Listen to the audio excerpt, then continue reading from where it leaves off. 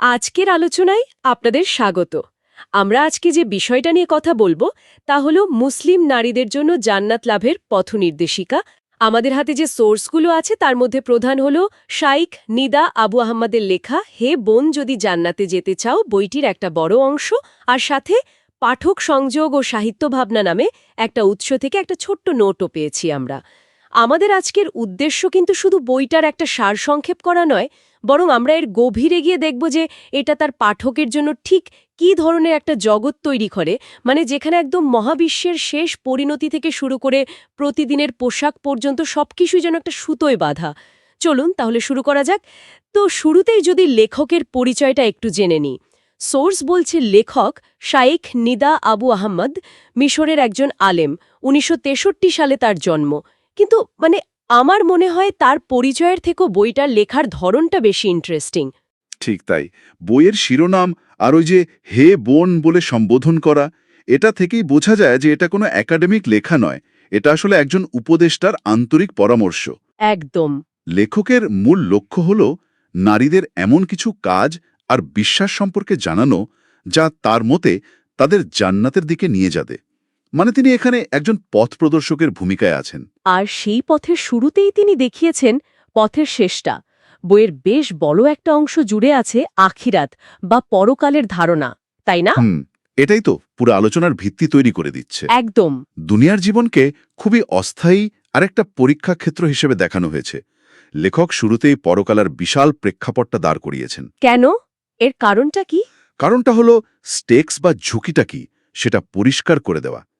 সোর্সে কিয়ামত বা বিচার দিবসের যে চিত্রগুলো আঁকা হয়েছে তা বেশ বেশ ভয়াবহ। যেমন বলা হয়েছে সেদিন নাকি সূর্য মাথার খুব কাছে চলে আসবে, মানুষ নিজের পাপ অনুযায়ী ঘামের সাগরে ডুবতে থাকবে, পৃথিবী ভয়ে কাঁপতে থাকবে। এই চিত্রগুলো আসলে একটা জরুরি বার্তা দেয়, মৃত্যুর পরের জীবনের জন্য প্রস্তুতি নাও। কথা বলছে। হ্যাঁ, বিস্তারিত আলোচনা করেছে। ওই যে মুনকার নাকির নামে দুজন ফেরেশতার প্রশ্ন করার বিষয়টাও এসেছে। আচ্ছা, যারা এই বিষয়ে খুব পরিচিত নন তাদের জন্য যদি একটু ব্যাখ্যা করেন, এই ফেরেশতারা কি ভয়ের প্রতীক নাকি এটা একটা স্বাভাবিক প্রক্রিয়া? দেখুন, বইটির বর্ণনা অনুযায়ী এটা সবার জন্য একটা অবশ্যম্ভাবী প্রক্রিয়া। তাদের প্রশ্নগুলো খুব মৌলিক। কি রকম? যেমন, তোমার রব কে, তোমার দিন কি, বা যাকে তোমাদের কাছে পাঠানো হয়েছিল সেই ব্যক্তিটিকে। মানে এগুলোকে ভয়ের চেয়েও বেশি পরকালের প্রথম পরীক্ষা হিসেবে দেখানো হয়েছে, যার উত্তর নির্ভর করবে দুনিয়ার জীবনের কাজের উপর। বুঝতে পেরেছি। পরকালের এই বিশদ বর্ণনা, কবরের পরীক্ষা, বিচার দিবসের ভয়াবহতা, জাহান্নামের শাস্তি আর জান্নাতের অফুরন্ত পুরস্কার, এই সব কিছুকে লেখক একটা চালিকা শক্তি হিসাবে ব্যবহার করেছেন। এই বিশাল প্রেক্ষাপটটা তৈরি করার পরেই তিনি দৈনন্দিন জীবনের ছোট ছোট নির্দেশনার দিকে এগিয়েছেন। বাহ, এটা তো খুব আকর্ষণীয় একটা কৌশল। মানে মহাজাগতিক পরিণতির কথা বলে তারপর ব্যক্তিগত জীবনের খুঁটিনাটি বিষয়ে আসা। তো এই বিশাল ঝুঁকির কথা মাথায় রেখে নারীদের জন্য নির্দিষ্ট কি কি নির্দেশনার কথা বলা হয়েছে? বইটির সূচিপত্র দেখে আমার মনে হল করণীয়র চেয়ে বর্জনীয়র তালিকাটাই বেশ লম্বা। হ্যাঁ, বইটির একটা বড় অংশই সতর্কবাণীমূলক। এর মধ্যে সবচেয়ে বেশি গুরুত্ব পেয়েছে পর্দা আর পোশাকের বিষয়টা। আর নিয়মকানুনগুলোও বেশ সুনির্দিষ্ট, তাই না? খুবই সুনির্দিষ্ট। যেমন বইটিতে পর্দার ৮টি শর্তের কথা বলা হয়েছে। শুধু শরীর ঢাকাটাই যে পর্দা নয়, সেটাই এখানে মূল কথা। তাহলে মূল দর্শনটা কি এর পেছনে? ৮টা ভিন্ন ভিন্ন নিয়ম থাকলেও সবগুলোর লক্ষ্য কি একটাই? চমৎকার একটা পর্যবেক্ষণ। এই ৮টা শর্তকে যদি আমরা একসাথে দেখি, তাহলে এর মূল দর্শনটা হল একজন নারীর প্রকাশ্য উপস্থিতি হবে সম্পূর্ণ নিরপেক্ষ। মানে তার পোশাকে বা আচরণে এমন কোনো উপাদান থাকবে না যা সামাজিক পরিসরে কোনো ধরনের আকর্ষণ বা মনোযোগের কেন্দ্রবিন্দু হতে পারে। সৌন্দর্যকে ব্যক্তিগত পরিসরে সীমাবদ্ধ রাখার একটা ধারণা। ঠিক তাই। আর এখানে বইটা পোশাকের সাথে আচরণকে সরাসরি যুক্ত করে দিচ্ছে।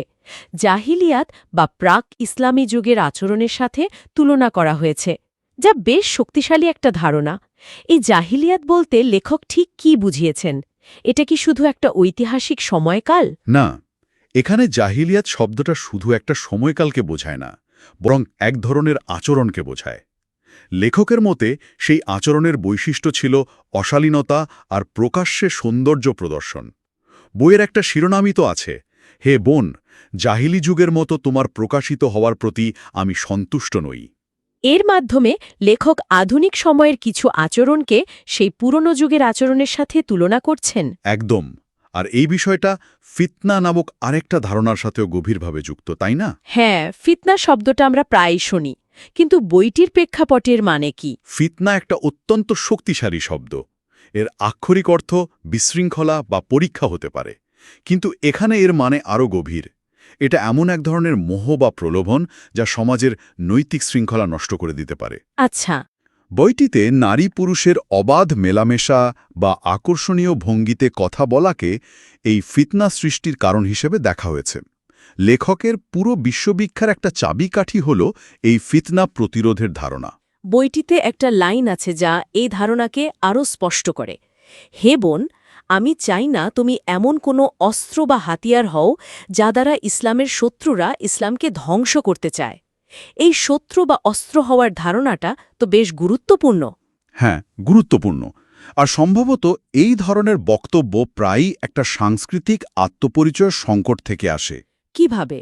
যখন কোনো সম্প্রদায় মনে করে যে তাদের মূল্যবোধ বাইরের সংস্কৃতির প্রভাবে হুমকির মুখে, তখন তারা নিজেদের স্বাতন্ত্র্য রক্ষার জন্য কঠোর নিয়মকানুনের কথা বলে। এখানে নারীকে সেই সাংস্কৃতিক পরিচয়ের রক্ষক হিসেবে দেখা হচ্ছে। তাই তার আচরণ বা পোশাককে শুধু ব্যক্তিগত বিষয় হিসাবে না দেখে পুরো সম্প্রদায়ের নৈতিকতার প্রতীক হিসেবে উপস্থাপন করা হয়েছে। পরিচয়ের প্রসঙ্গ যখন এলোই, বইটিতে তো অবিশ্বাসী বা কাফিরদের অনুকরণ করার বিরুদ্ধেও একটা শক্ত অবস্থান রয়েছে। এর মানে কি শুধু পোশাক বা চালচলন নকল না করা? এর মূল কথাটা হলো একটা স্বতন্ত্র ধর্মীয় আর সাংস্কৃতিক পরিচয় বজায় রাখা। সোর্সে বলা হয়েছে, যদি কেউ অন্য কোনো গোষ্ঠীর সংস্কৃতি বা পোশাক গ্রহণ করে, তাহলে পরকালে তাদের সাথেই তার হাসর বা পুনরুত্থান হবে। একটা শিরোনামেই তো বলা হয়েছে, আমি চাই না হাসরের মাঠে তুমি কাফির নারীদের সাথে উত্থিত হও। এর মাধ্যমে বিশ্বাসী এবং অন্যদের মধ্যে একটা সুস্পষ্ট বিভাজন রেখা টানা হয়েছে। ঠিক। বেশ, তাহলে আমরা দেখলাম পরকালের বিশাল প্রেক্ষাপটের পর লেখক বেশ কিছু বাহ্যিক নিয়মকানুনের কথা বলছেন, পোশাক, আচরণ, সামাজিক মেলামেশা। কিন্তু মানুষের ভেতরের সংগ্রামের কি হবে? এই বাহ্যিক নিয়মগুলো মেনে চলাই কি যথেষ্ট, নাকি ভেতরের জগৎ নিয়েও বইটি কিছু বলে? অবশ্যই বলে। আর এটাই বইটির সবচেয়ে মনস্তাত্ত্বিক অংশ। বাহ্যিক আচরণের পাশাপাশি ভেতরের অবস্থা, মানে নফস বা কুপ্রবৃত্তির বিরুদ্ধে সংগ্রামের ওপর দারুণ গুরুত্ব দেওয়া হয়েছে। হ্যাঁ, বইটিতে এমন একটা অংশ আছে যেখানে লেখক যেন নিজের আত্মার সাথে কথা বলছেন। এটা পড়ার সময় আমার মনে হচ্ছিল তিনি যেন আয়নার সামনে দাঁড়িয়ে নিজেকেই তিরস্কার করছেন। কোন অংশটার কথা বলছেন? ওই যে তিনি তার নফসকে বলছেন, হে নফস, তুমি কি জানো না তোমার সামনে কেবল দুটি পথ খোলা আছে, হয়তো জান্নাত নয়তো জাহান্নাম। এই অংশটা বেশ ব্যক্তিগত আর শক্তিশালী লেগেছে আমার। এই অংশটি তুলে ধরে যে লেখকের মতে মূল সংগ্রামটা আসলে ভেতরের, জাগতিক আকাঙ্ক্ষা, ভবিষ্যতের লম্বা আশা আর পরকালকে ভুলে যাওয়ার প্রবণতার বিরুদ্ধেই আসল যুদ্ধটা। তিনি নফসকে একটা অবুঝ শিশুর সাথে তুলনা করেছেন। হ্যাঁ, যে শুধু বর্তমানের আনন্দ নিয়েই ব্যস্ত থাকে, ভবিষ্যতের পরিণতি নিয়ে ভাবে না। এই অভ্যন্তরীণ সংলাপের মাধ্যমে তিনি পাঠককেও তার নিজের নফসের সাথে কথা বলতে উৎসাহিত করছেন। তাহলে এই অভ্যন্তরীণ সংগ্রামের সমাধানটা কি? যদি কেউ ভুল করে ফেলে বা নিজের নফসের কাছে হেরে যায়, তাহলে কি সব শেষ? বই কি কোনো পথ বাতলে দেয়? হ্যাঁ, আর সেই পথটি হল তওবা বা অনুতাপ। বইটিতে তওবাকে আল্লাহর রহমত ফিরে পাওয়ার একটা শক্তিশালী মাধ্যম হিসেবে দেখানো হয়েছে। তবে এই তওবা শুধু মুখে আমি অনুতপ্ত বলার মতো সহজ নয়। এর জন্য কিছু শর্ত আছে। সোর্স অনুযায়ী আন্তরিক তওবার জন্য ৩টি শর্ত পূরণ করতে হয়। প্রথমত, যে পাপ করা হচ্ছে তা পুরোপুরি ছেড়ে দিতে হবে। আচ্ছা। দ্বিতীয়ত, অতীতে যা হয়ে গেছে তার জন্য মনে প্রাণে অনুতপ্ত হতে হবে। আর তৃতীয়ত, ভবিষ্যতে সেই পাপে আর কখনো ফিরে না যাওয়ার জন্য দৃঢ় সংকল্প করতে হবে। এর মাধ্যমে লেখক বোঝাতে চেয়েছেন যে ভুল করাটা মানুষের স্বভাব, কিন্তু কিন্তু ভুলের পর ফিরে আসার পথ সবসময় খোলা থাকে যদি আন্তরিকভাবে চেষ্টা করা হয়। আল্লাহকে এখানে একজন কঠোর বিচারকের চেয়েও বেশি ক্ষমাশীল ও দয়ালু সত্তা হিসেবে উপস্থাপন করা হয়েছে। এখানেই আমাদের দ্বিতীয় সোর্স পাঠক সংযোগ ও সাহিত্য ভাবনা থেকে পাওয়া নোটটা প্রাসঙ্গিক হয়ে ওঠে, তাই না? হ্যাঁ, বলুন। লোটে বলা হয়েছে যে এই ধরনের উপদেশমূলক লেখা পড়ার সময় আধুনিক পাঠকরা প্রায়শই এর পেছনের উদ্দেশ্য বা স্পিরিট খোঁজার চেষ্টা করেন।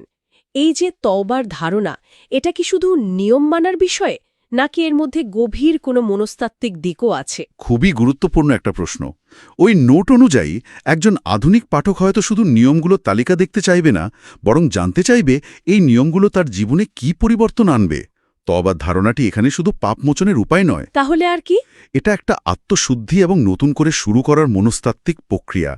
এটা ব্যক্তিকে অপরাধবোধে ডুবে না থেকে নিজের ভুল থেকে শিক্ষা নিয়ে সামনে এগিয়ে যাওয়ার সুযোগ করে দেয়।